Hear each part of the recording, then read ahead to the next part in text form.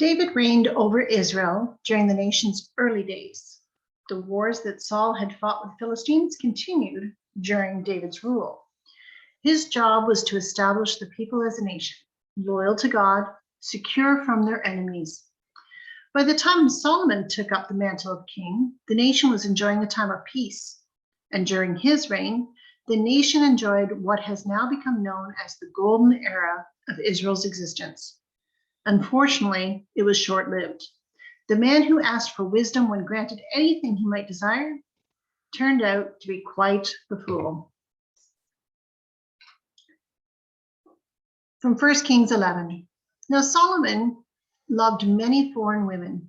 Besides Pharaoh's daughter, he married women from Moab, Ammon, Edom, Sidon, and from among the Hittites.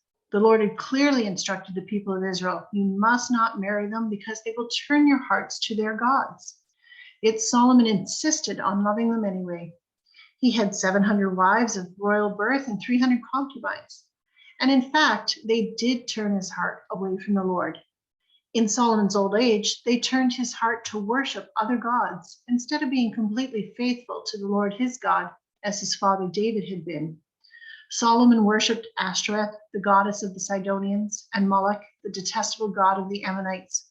In this way, Solomon did what was evil in the Lord's sight. He refused to follow the Lord completely, as his father David had done. On the Mount of Olives, east of Jerusalem, he even built a pagan shrine for Chemosh, the detestable god of Moab, and another for Moloch, the detestable god of the Ammonites. Solomon built such shrines for all his foreign wives to use for burning incense and sacrificing to their gods. The Lord was very angry with Solomon, for his heart had turned away from the Lord, the God of Israel, who had appeared to him twice. He had warned Solomon specifically about worshiping other gods, but Solomon didn't listen to the Lord's command. So now the Lord said to him, since you have not kept my covenant and have disobeyed my decrees, I will surely tear the kingdom away from you and give it to one of your servants.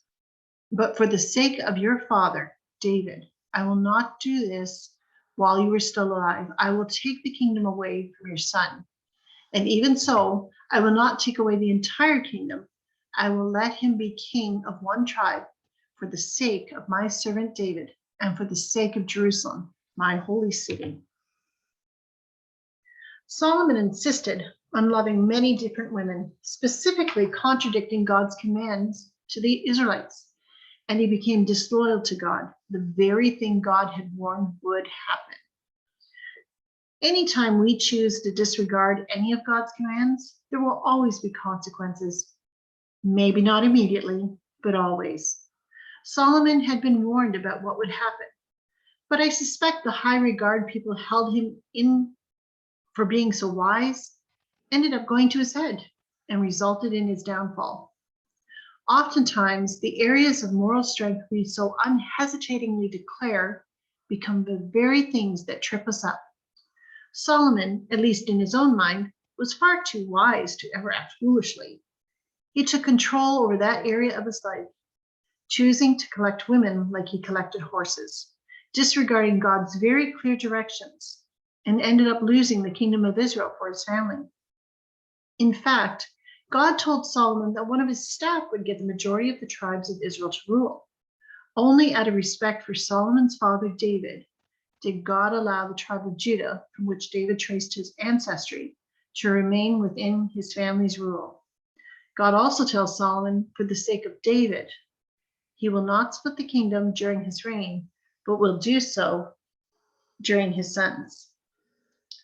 Well, Solomon gets word that the prophet Ahijah has anointed Jeroboam, one of Solomon's very own officials, a skilled and industrious young man that Solomon had put in charge of the nation's labor force, to become the king of 10 of the tribes.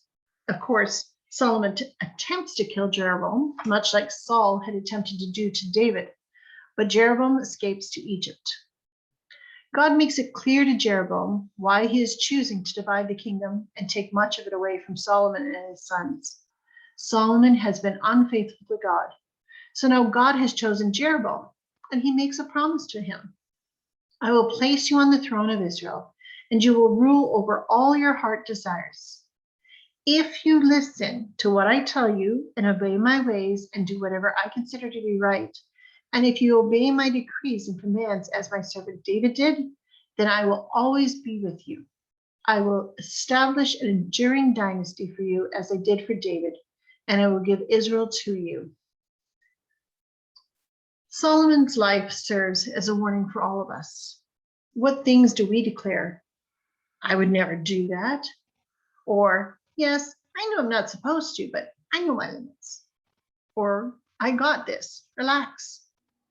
The things we assume we have control over, especially when it comes to those things we know we should not engage in, will cause us unnecessary grief, loss, and pain.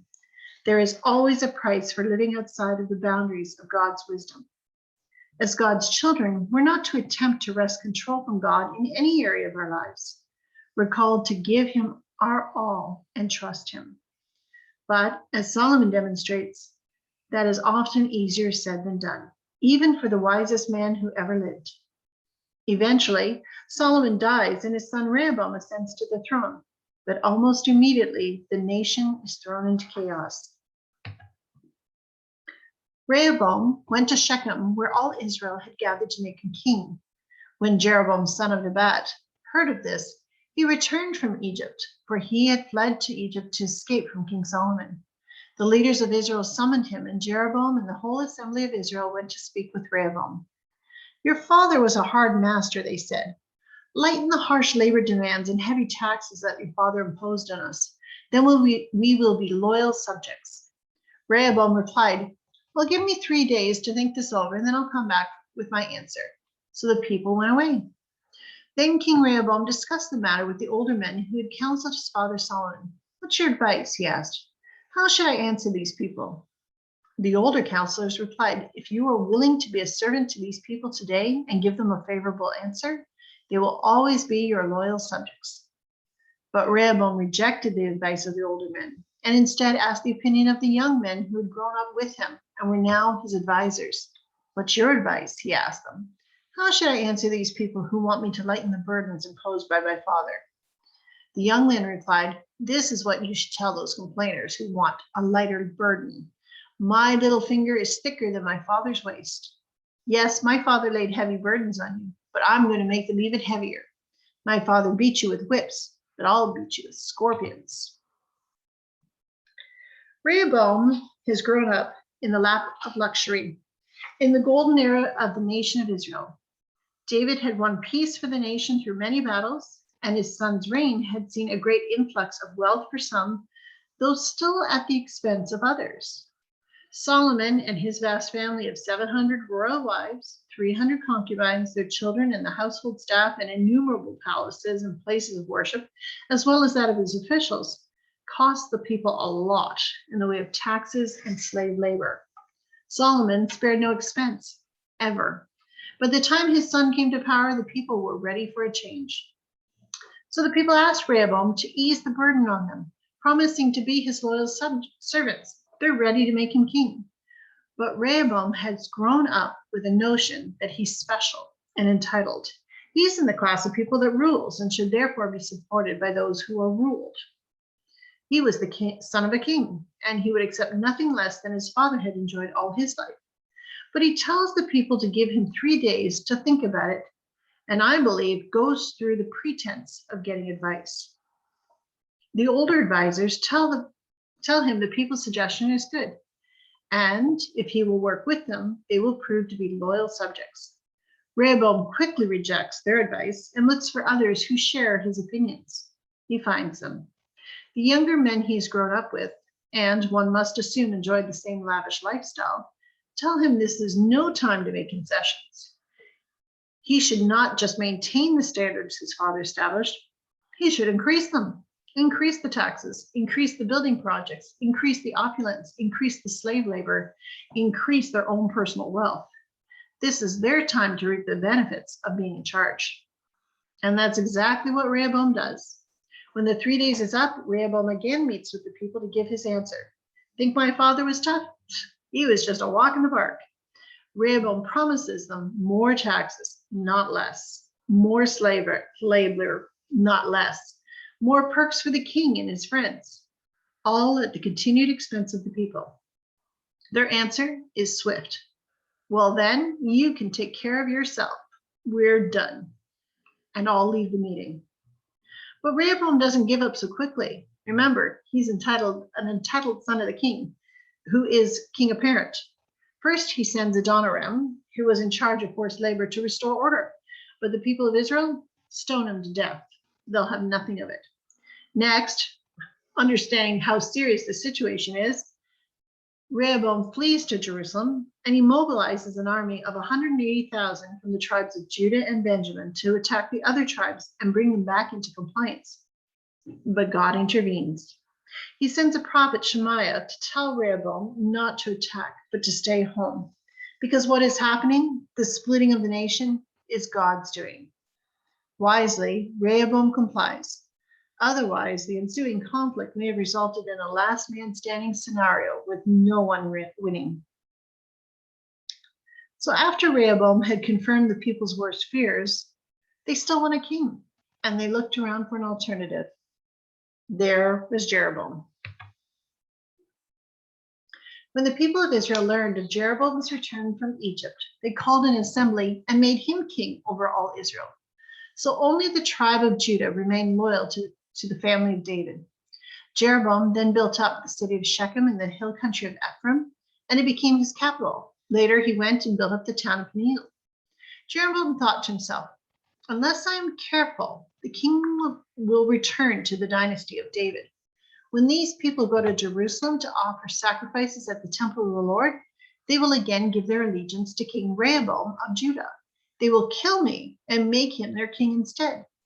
So on the advice of his counselors, the king made 2 gold calves. He said to the people, it's too much trouble for you to worship in Jerusalem. Look, Israel, these are the gods who brought you out of Egypt. He placed these gold calves in Bethel and in Dan, at either end of his kingdom.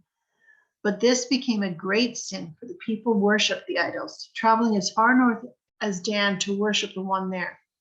Jeroboam also erected buildings at the pagan shrines and ordained priests from the common people, those who were not from the priestly tribe of Levi.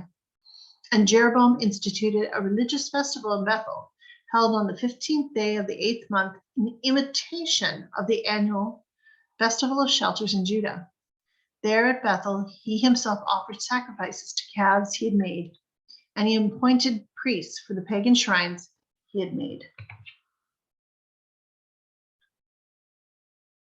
God had promised to build Jeroboam an enduring dynasty, but there was one condition.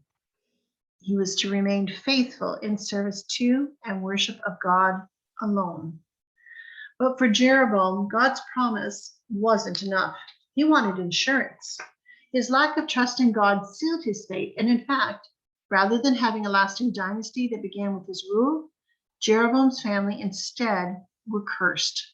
We read in 1 Kings 14, I will bring disaster on your dynasty and will destroy every one of your male descendants, slave and free alike. Anywhere in Israel, I will burn up your royal dynasty as one burns up trash until it's all gone. The members of Jeroboam's family will die in the city and will be eaten by dogs, or if they die in the field, they will be eaten by vultures. I, the Lord, have spoken. Well, this didn't happen during Jeroboam's reign, but only 2 years of his son taking over from him as king, he's killed by Baasha, who we are told proceeds to kill the rest of King Jeroboam's descendants, the entire royal family. Do we ever hedge our bet like Jeroboam? Do we attempt to get both the assurances of God and attempt our own solutions at the same time? If so, we really should not claim to trust God. Trust removes the yeah, but, or the need for a backup. When we pray, do we trust God to provide the solution, or do we set about to ensure the answer we most desire? Thankfully, God is patient, but he will not tolerate disloyalty. We cannot enjoy the benefits of a relationship with God without actually having a relationship with God. God requires loyalty to him alone. For him, our relationship requires that we remain as a faithful spouse. Can you imagine someone asking to have a relationship with you until something better comes along? We would never agree to these conditions, so why do we expect God to? There's many lessons to be learned from these kings in this story today. So what can we learn from these dynasties promised and lost, God's chosen people, now a nation divided, and kings that were, well, less than stellar? Well, first off, I think obedience to God matters. None of us is above the law, and disobedience always bears consequences. Those that choose to reject God or have areas of their lives where they refuse to comply will ultimately experience downfall, because God knows what is best. The sooner we learn to stop fighting him, the sooner he will begin to help us fulfill the purposes for which he created us. But as long as we continue to get in the way, he will not force on us even what is best. We can choose to blame others, our parents, our leaders, even God. But the truth of the matter is that we are most often the masters of our own demise. Just like foolish Solomon, entitled Rehoboam, and faithless Jeroboam were. We each have our weak places, and we need to each be careful that they don't draw us away from God. And in this story, we find God intervening, yet never removing free will. He responds to our decisions in such a way to ensure that his good plans will be accomplished, but it is still up to us whether or not we choose to remain a part of those plans or decide to do our own thing outside his perfect will.